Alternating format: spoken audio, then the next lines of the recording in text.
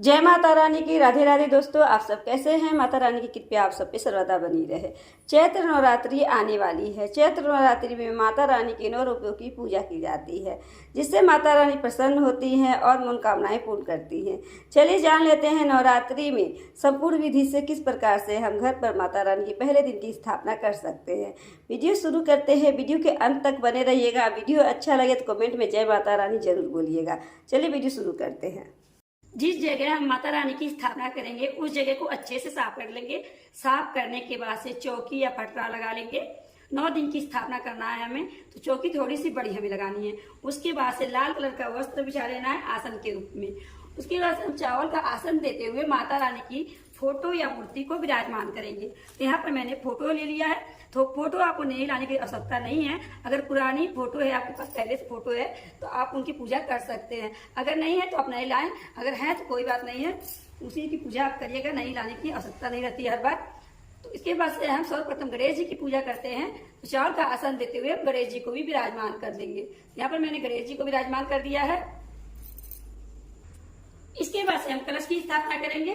तो यहाँ पर हम चावल ले लेंगे। चावल लेकर के यहाँ पर हम अष्ट कमल दल बना ले रहे हैं। इसके बाद से तो यहाँ पर मैंने बना लिया है अष्ट दल कमल।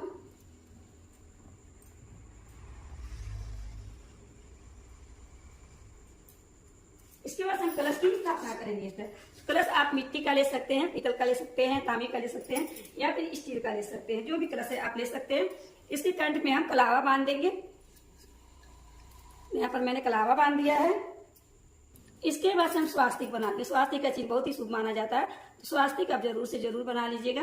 चंदन से बना सकते हैं, रोली से बना सकते हैं। इस तरह से स्वास्तिक हम बना लेंगे। स्वास्तिक हमेशा पूरा बनाइएगा, आधा अधूरा स्वास्तिक नहीं बनाए जाते हैं। इस तरह से स्वास्तिक बना लेंगे और कलश को अष्टदल कमल पर विराजमान करेंगे। कलश हमने विराजमान कर दिया है। इसके बाद से इसमें हम गंगा जल डाल देंगे। शुद्ध जल से कंठ तक हमें कलश को भरना है।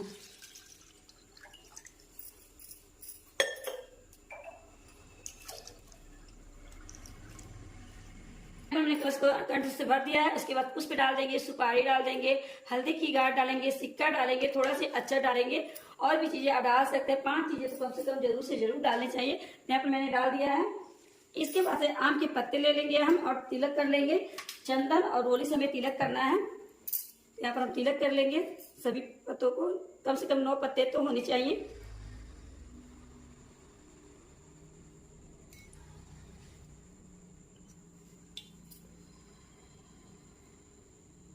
तो यहाँ पर हमने तिलक कर लिया है। आम के पत्ते को कलश में हम सजा देंगे। आम के पत्ते हमेशा डंठल वाले लेने चाहिए, ताकि हमारे 9 दिन की पूजा है तो जो पत्ते हैं हमारे हरे भरे रहे, सूखे नहीं। इसके बाद से एक पात्र ले लेंगे हम, उसमें अनाज रख लेंगे। आप चाहे गेहूं रख सकते हैं, चावल रख सकते हैं, जो भी अनाज आप रख सकते हैं। तो मिट्टी का पात्र ले सकते हैं, स्टील का ले सकते हैं। तो यहाँ पर मैंने मिट्टी का लिया हुआ है। इसके बाद हम एक नारियल ले लेंगे, पानी वाला नारियल लेना है, और साथ में लाल कपड़ा बांध लेंगे। आप चाहे कोरा कोई भी कपड़ा बांध सकते हैं, या फिर पतली वाली जो चुनरी आती है वो ले लेंगे, और इस पर तिलक कर देंगे हम। या फिर आप कलावा भी लपेट सकते हैं। मुख अपनी तरफ होना चाहिए। इसके बाद से नारियल को इस पे विराजमान कर देंगे। इस तरह से हमारा कलश का स्थापना हो गया। अब हम ज्वारे बोएंगे। स्थापना हो गई है। इसके बाद से हम ज्वारे बोएंगे। इस तरह मिट्टी का पात्र आप ले लें, इसमें स्वास्तिक बना ले। आप कुमकुम, रोली, चंदन किसी चीज से भी बना सकते हैं। उसके बाद से हम मिट्टी ले लेंगे। तो मिट्टी आप बालू मिट्टी ले सकते हैं, जमुना मिट्टी ले सकते हैं, किसी भी गमले से ले सकते हैं, लेकिन मिट्टियां साफ सुथरी होनी चाहिए। इस तरह से हम ले लेंगे और उसको जो भी कंकड़ वगैरह हो वो निकाल लेंगे। उसके बाद से थोड़ी सी मिट्टी को हम नमी कर लेंगे। ज्यादा गीली नहीं करनी है। इस तरह से छींटे कर करके हम नमी कर लेंगे मिट्टी को।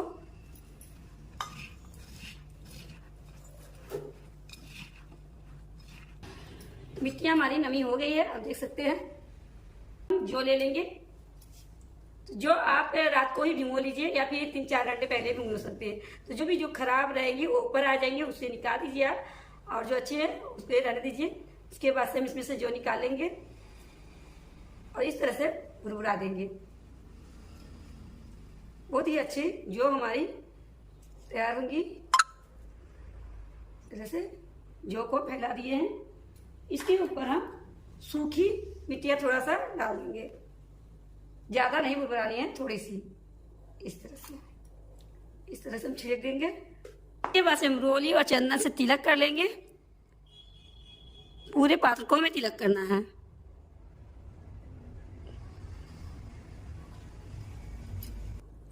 तिलक हमने कर लिया है। इसके बाद से हम कलावा बांधेंगे। ज्वारे हमारे बुआ चुके हैं। इसके बाद से हम थोड़े से चावल का आसन देते हुए जो शेर का पूंछ है उस तरफ हम ज्वारे को विराजमान करेंगे। ज्वारे हमारे बो चुके हैं। उसके बाद कलश की स्थापना भी हो गई है। माता रानी का फोटो भी विराजमान हो गया, गणेश जी की भी विराजमान हो गया। आप चाहे तो कलश ज्वारे पर भी रख करके विराजमान कर सकते हैं। ज्वारे होने के बाद सर्वप्रथम दीपक जलाए जाते हैं। दीपक हमारी पूजा का साक्षी होता है, तो इसलिए पहले हम दीपक जला लेंगे। यहाँ पर हमने दीपक जला लिया है। इसके बाद से सीधे हाथों में फूल लेंगे और प्रार्थना करेंगे, हे माता रानी, हम आपकी पूजा शुरू कर रहे हैं। नवरात्रि की पूजा की पूरा करने में हमारी सहायता करिएगा और पूजा में जो भी गलती हो उसे क्षमा करिएगा। इस तरह से करने के बाद से फूलों को माता रानी के चरणों में हम समर्पित कर देंगे। अब जल की छींटे हुए देते हुए सभी को स्नान करा देंगे। सबसे पहले गणेश भगवान को कराएंगे, माता रानी को और कलश को, जो हमने ज्वारे बोए हैं सभी को इस तरह से भाव रूप से स्नान करा देंगे। स्नान हमने करा दिया है। इसके बाद से गणेश भगवान को कलावा समर्पित करेंगे, जनेऊ समर्पित करेंगे, तिलक करेंगे, रोली से तिलक करेंगे और उसके बाद से चंदन से तिलक कर देंगे। तो हमने गणेश भगवान का तिलक कर दिया है।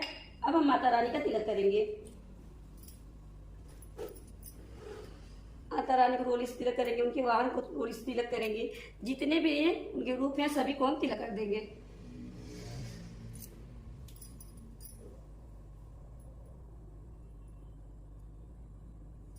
कलश को तिलक कर देंगे हम।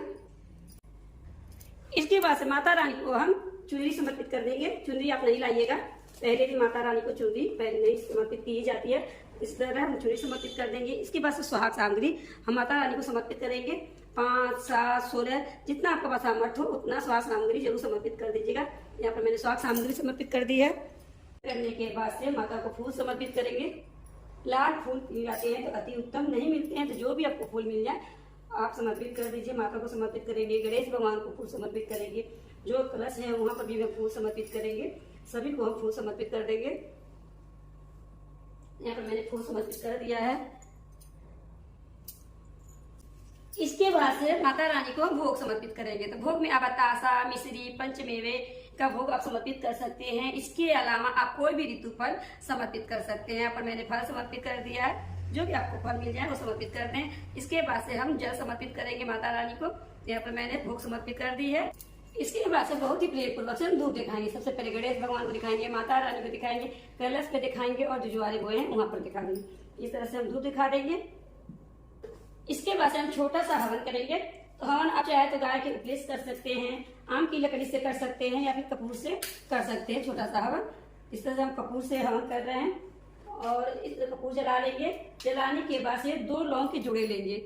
लौंग के जोड़े जो है साबुत होने चाहिए, इनके फूल जो है टूटे नहीं होने चाहिए। इस तरह से घी में डिप करके हम हवन सामग्री चढ़ा देंगे। इस तरह से लौंग चढ़ाने के बाद से जल से इस तरह वार लेंगे, वार करके प्रणाम कर लेंगे अग्नि माता को।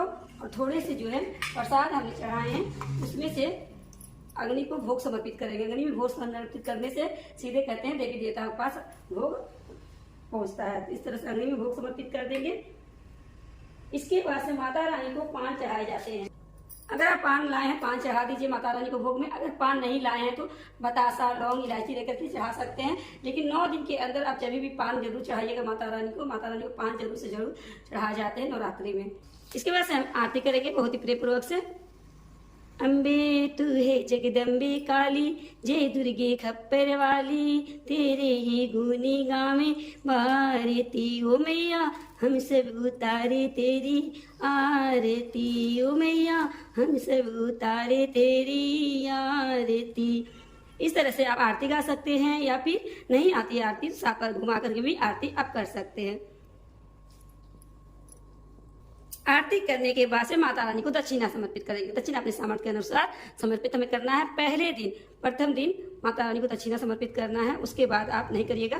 पहले दिन जरूर से जरूर कर दीजिएगा तो अपने सामर्थ्य के अनुसार दक्षिणा समर्पित कर देंगे। इस तरह से हमें नवरात्रि के प्रथम दिन पूजा करनी है, स्थापना कर लेनी है। उसके बाद से शाम को इसी जगह पे आप दीपक जलाइएगा, प्रसाद चढ़ाइएगा और पूजा करिएगा, दुर्गा चालीसा पढ़िएगा।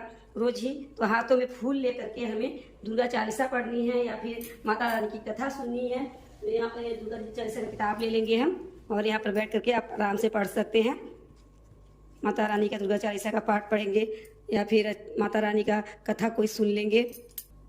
सीधे हाथ में लेकर के फूल ही तब जाके आप कथा पढ़िएगा या फिर चालीसा पढ़िएगा माता रानी का। और जो कथा आप नहीं पढ़ सकते तो ना पढ़ पाएँ, समय नहीं है तो आपके पास, लेकिन चालीसा माता रानी का जरूर से जरूर आप पढ़ें। नवरात्रि में चालीसा जरूर से जरूर पढ़ी जाती है। चालीसा पढ़ने के बाद से फूलों को माता रानी के चरणों में हम समर्पित कर देंगे। दोस्तों, नवरात्रि की पहले दिन की स्थापना के वीडियो आपको कैसा लगा? अच्छा लगा हो तो वीडियो को लाइक करिएगा। चैनल को अभी तक सब्सक्राइब नहीं किए तो चैनल को सब्सक्राइब करिएगा, बेल आइकन को प्रेस करिएगा ताकि आने वाला वीडियो आप तक जल्द से जल्द पहुंचे। और ज़्यादा से ज़्यादा हो सके तो शेयर करिएगा, सपोर्ट करिएगा। और आगे भी नवरात्रि से संबंधित वीडियो आपको मिलती रहेंगी। माता रानी आप सभी पे अपनी कृपया बनाए रखें। इसी कामना के साथ फिर मिलेंगे। जय माता रानी के। राधे राधे। जय श्री कृष्ण।